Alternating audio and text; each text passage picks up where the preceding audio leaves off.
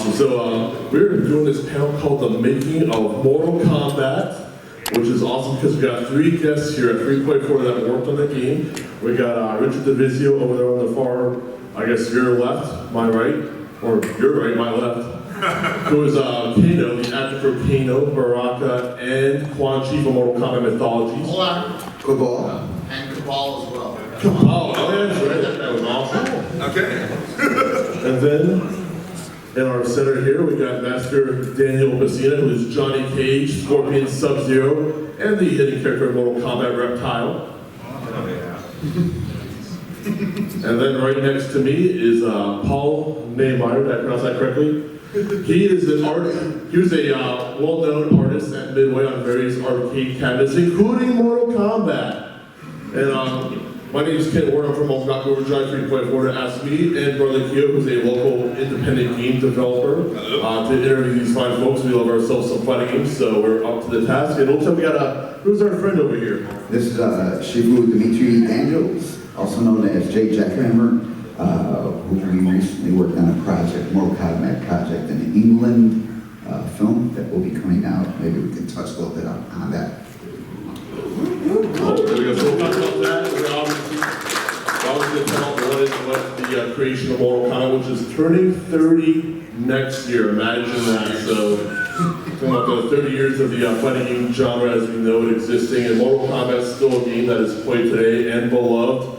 And there's all sorts of new media, including a brand new movie that came out this year, and Mortal Kombat 11 is still going strong, but we're talking about where it all began. So I guess to open things up, when Mortal Kombat is getting put together by Ed Boon and John Tobias, how do you guys factor into that? Actually, our friend, actually Rich's and my brother's friend, John Tobias, he was acquaintance of mine, approached us to pitch and help create a game. We were going to pitch this. He had an idea to make a live fighting game. Richard and I just did stunts for Teenage Mutant Ninja Turtles 2: Secret of the Ooze. You know, so he called us up and congratulated on that, and then he said, "Hey, can you guys help me create this game? And also, I need to pitch it to a place where I work, Midway Games."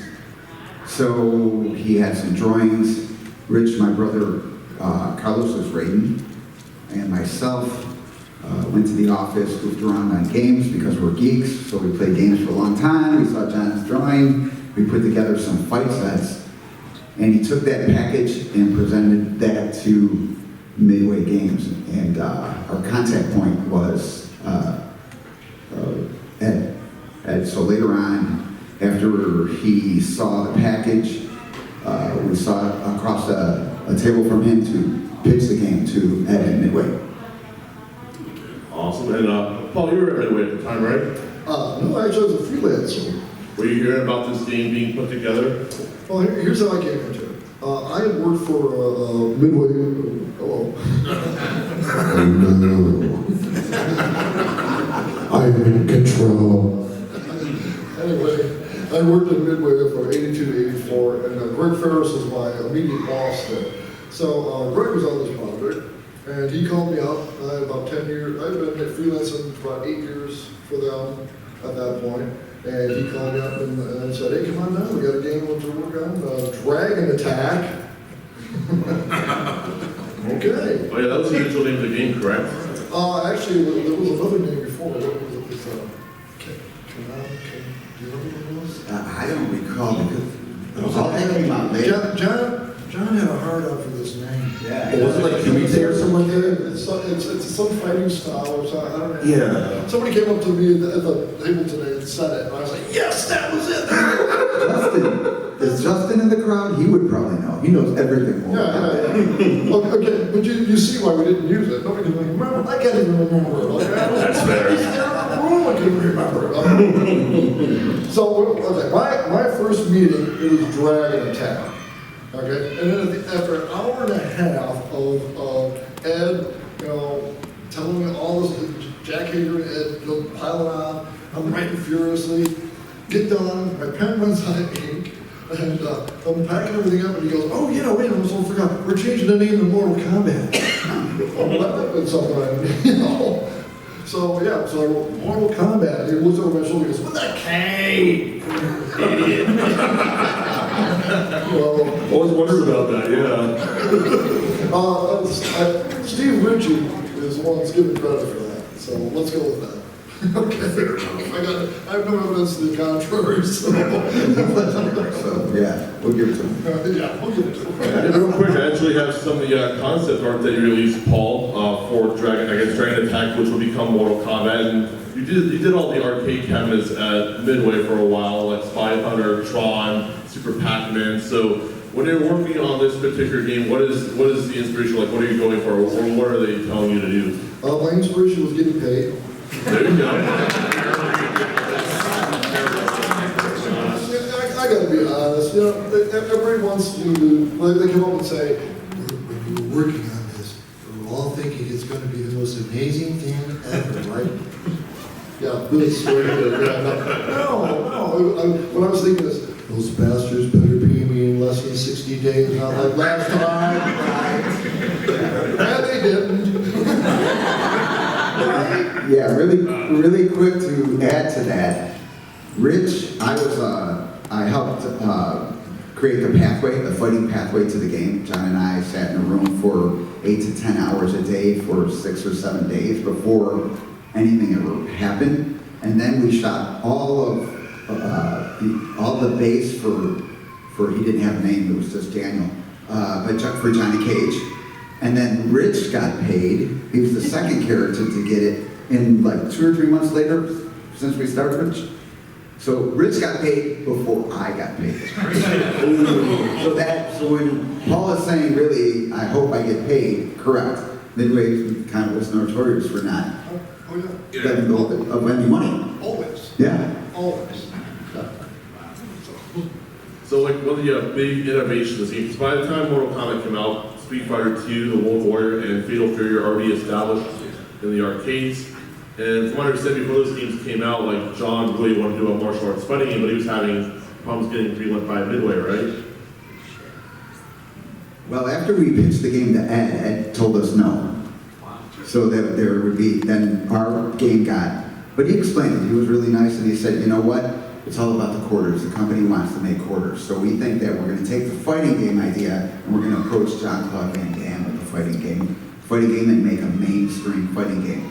So really there were two ideas, and I don't know which one was first, but I do know that we needed to make a videotape of us fighting to introduce the fighting idea to the company. So I always say that John's idea was first before the Jean-Claude Van Damme idea, just because if they already had an idea of doing a fighting game, they wouldn't need me to choreograph stuff to show them what a fighting game would look like. If that makes any sense? So yeah, so they said no. Jean-Claude Van Damme wanted money. John called me later on, goofing around, and said, hey, he was like, hey, can you help me with our game again? And I was like, what happened? And he's like, wow, Jean-Claude Van Damme wants money. Yeah, and he's like, and this company won't give you any money. And I was just kind of laughing. He's like, so, can we go back to start the game? So that was the one bump in the game. What were some of the challenges you guys had with filming all the choreography for the game? Repetition, because the first day we were filming, John set up the camera, and then he looked at me and he said, do something cool. And he had the basic shot sheet was high, medium, low, and that was it. So literally, when you see later on, the larger storylines or the personalities, those were actually given to them by the actors. By like Kano is Kano, and it has those attributes because Rich gave them Kano that, because there was no direction. They were just like, Rich, do something.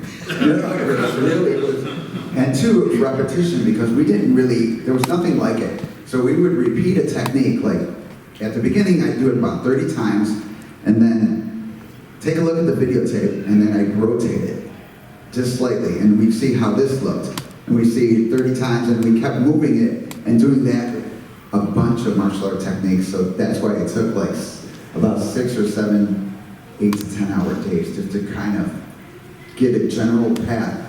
Because from there, when we were looking at what John was like, well, we need to, I was like, we need to have responses to everything. So then I had to think of like, okay, if this guy's gonna punch like this, and we wanted it originally to look like a movie, to look like have more detail. It just worked out that technology limited that. So we were really doing it as a movie. So we would have different responses for every single technique. Because that's the tricky part is it's not just doing the kicks and the punches, you have to record walking, crouching, falling down. So how much wear and tear does that have on your bodies during that process? So for the first one, when I was working on it, I was doing falls on concrete.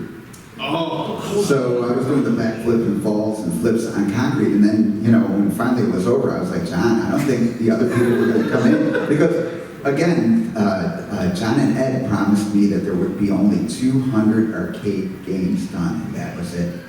And that's the reason why John let us help create it, because it wasn't going to go anywhere. Because it was just more of a creation game and his vision, to do it. So I was like, John, we're going to bring the rest of the guys who are doing it as a favor, but they're not going to be wanting to land on concrete and stuff like that. So John was like, oh, I'll go dig out a map. So it made me kind of wonder, since you said there was like somewhat of a little direction, like how much of it was like ad-lib as far as moves go? Like how much creativity did you have about like? The whole creative process was the act. In number 1 and 2, I didn't work on 3. But for number 1 and 2, it was mainly John, myself, then Rich, and then sometimes Carlos. That's how it really, all the characters were developed. Later on, when it started testing positive, then all of a sudden we got, Ed started coming in and say, hey, I want to be, more involved in the project as opposed to just the manager and programmer. And, and other people from Midway started coming in because they were like, oh man, we got to be part of this. This is so cool. A lot of that was because they didn't think this game was going to be anything. They were only going to do 300 copies. They made 300 games, and that was like the flop issue, okay? Any game that they didn't have any kind of belief in, got 300 made, and we'll just see what happens. Okay, so because of that, we pretty much were doing whatever the hell we wanted to. Yeah. Because nobody was really paying attention. They really didn't give a damn. Yeah. So same thing with doing the artwork. I mean, I did the side. I used completely different techniques than I'd ever used before because I could. And nobody cared. And it was like free reign. And doing. I think that. I have to say I think that factor probably was one of the biggest in the success of that game, is that we were all just doing stuff from our heart and just pouring it out. And there wasn't any art direction, and that's probably good, because you just went for it. Yeah, that creative freedom. So I actually have a short video of Master Daniel Pesina as Johnny Cage doing some of this background recording stuff right here. So I've ripped a few of these off the internet, so. He's a youngster. Yeah, 30 years ago, guys. I like the way they framed out my watermark. Yeah, I actually own this video. That is for Oh, so they ripped it off. They ripped it off with put their logo on it. Yeah, it's totally the internet. What you're witnessing right now is what we wanted to do was a stunning blow. Meaning I would hit them and the opponent would be stunned. And then I get to yell. And act. And I turn towards the camera so people could see my face. If it's part of the process, you have to make sure you're positioned in such a way that the camera's completely viewing you from the side. So like, you have to be properly oriented for each movement. Yeah. Plus, I'm sure, like, just for like graphical cleanup, just so everything's like shot right there, perfect on the grade. So whoever needs to like edit up everything on there, just And this is one of the reasons why we moved to doing, like, I've got the staircase. To do the staircase, because if you look back at the jumps, you'd see my head would have a different shadow. So John was like, we can't use any of that. Yeah. And the talcum that I used to go into the splits is actually talcum from my rope dart, which later on Rich and I pitched to John and Ed to put in the game. Oh my God. So imagine doing that split or any, because I did more than just that split 50 or 60 times. All for a pizza. All for pizza, splits for pizza, who's ever done that? Yeah, that was close to the end of the filming of the basic Johnny Cage, and originally it was modeled after Daniel Rad, but on the last day, John was like, hey, we want to poke fun at Jean-Claude Van Damme, and I was like, no. And then, there's only going to be a couple hundred games, and he's letting me do all the martial. I have free reign on the martial arts. I would say no to John. I would say no to Ed when they come up with lame ideas. I was usually, no, I'm not going to do that because we're going to make a game that's really cool. I don't want to do just dumb stuff. So, but then John was like, if I buy you an extra large pizza tonight, what do you do? Yeah, and I was like, tonight. And he's like, yeah. And so I was like, okay, I'll do it. That's how little they pay us. I got another video. This one's of Richard, who's known with quiet so far. So you're a Kano, so I want to play some of your stuff, which includes the stairs that you mentioned. So I thought this is cool because how do you handle aerial attacks in Mortal Kombat when you're recording? So here we go.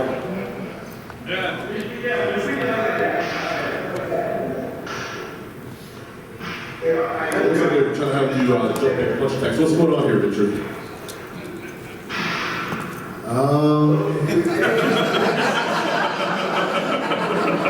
Just balancing on the ladder and on the stairs.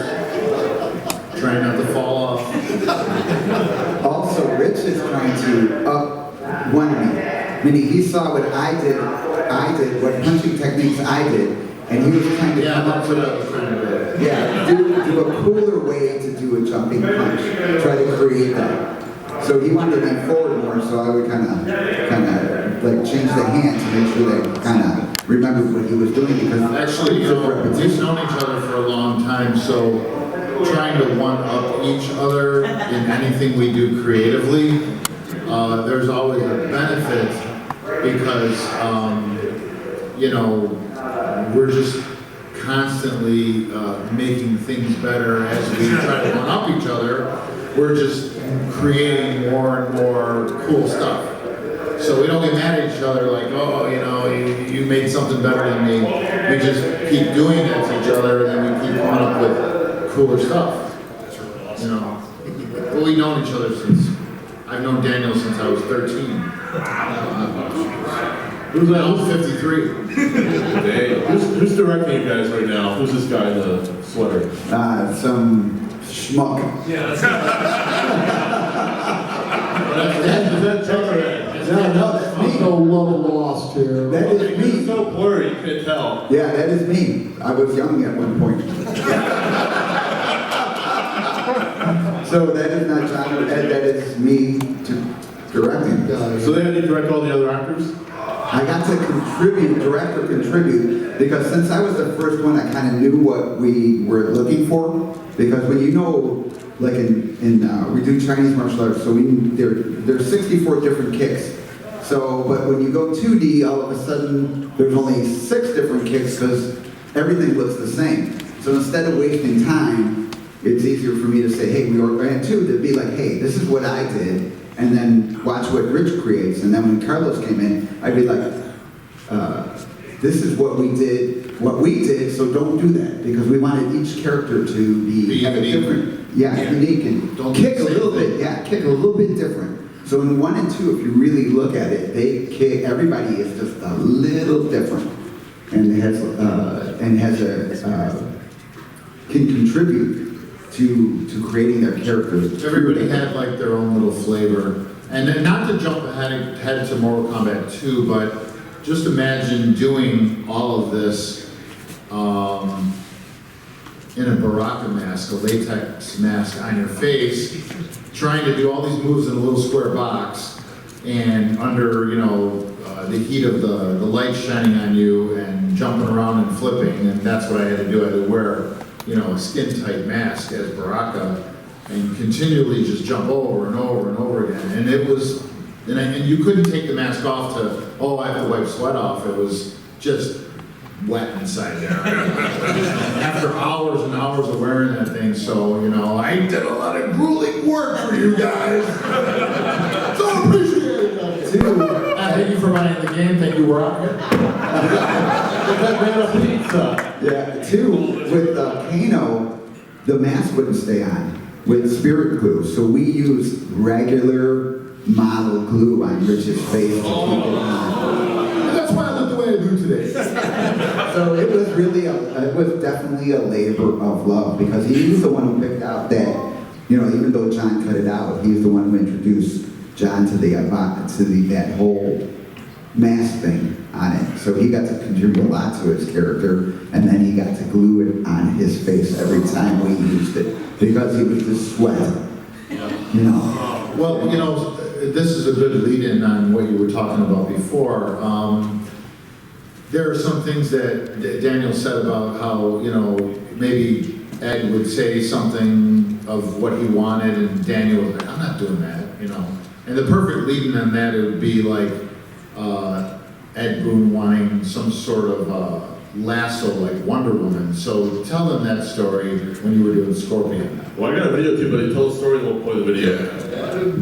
Yeah. And then, you know, and then I'll tell my story when he tells that story. Okay. Basically, when we come in for Scorpion and Sub-Zero, after Raid, we just shot Raid, and it was decided that they do a pellet swap. So we come in, and then, you know, John is like, hey, John, Daniel, Ed wants to do some moves. And me being a smart ass, if you see why Johnny Cage is like he is, it's because he is me.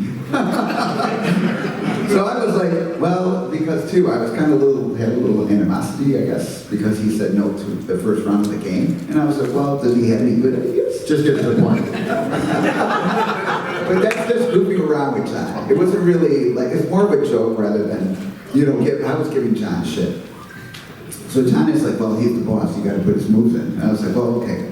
And so Ed was like, well, I want a lasso, and then I want to throw it, and then you get tied up, and then I walk up to you and get a free hit.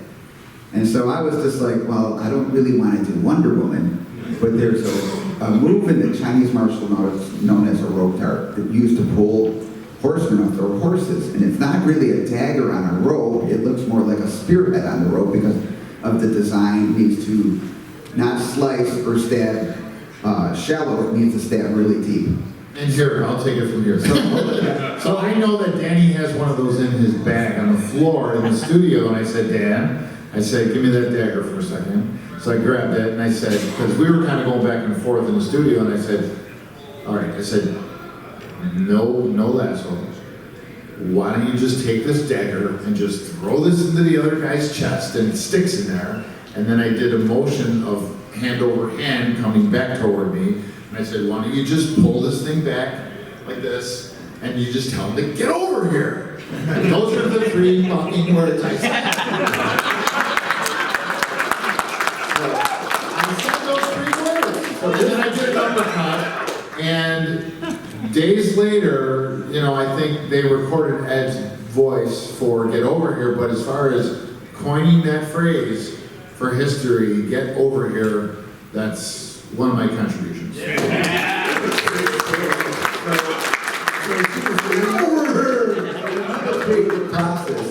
So we told Ed that in the morning that to do this stuff. So then later on in the day, this video shows actually when he finally gets what we were talking about. You'll notice at the end of this video, It sounds like a spear or something. yeah, because we described it to him, but he couldn't like really imagine it. But this is when he finally got the idea, and at the end of this video is when John turns to me and says, didn't you say there's a weapon like this already?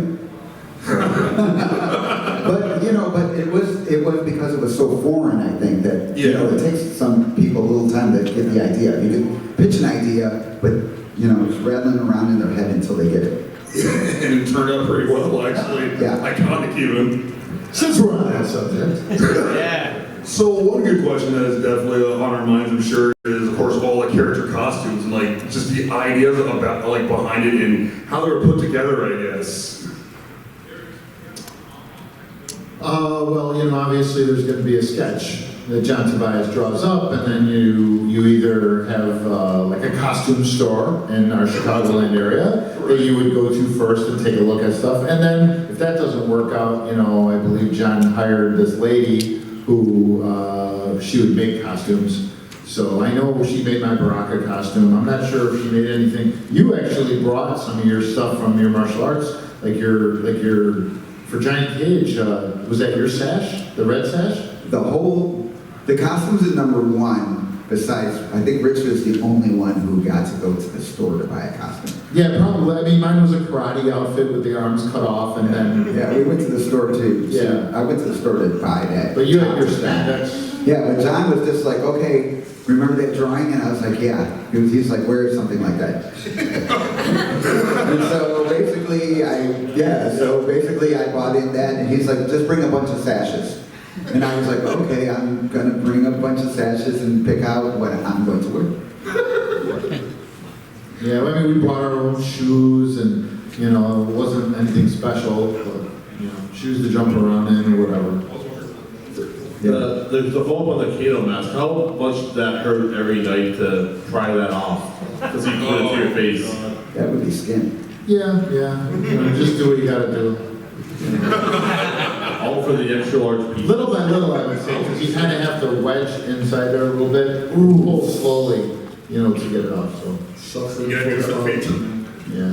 Suffering for the art. Hey, let's talk about something else.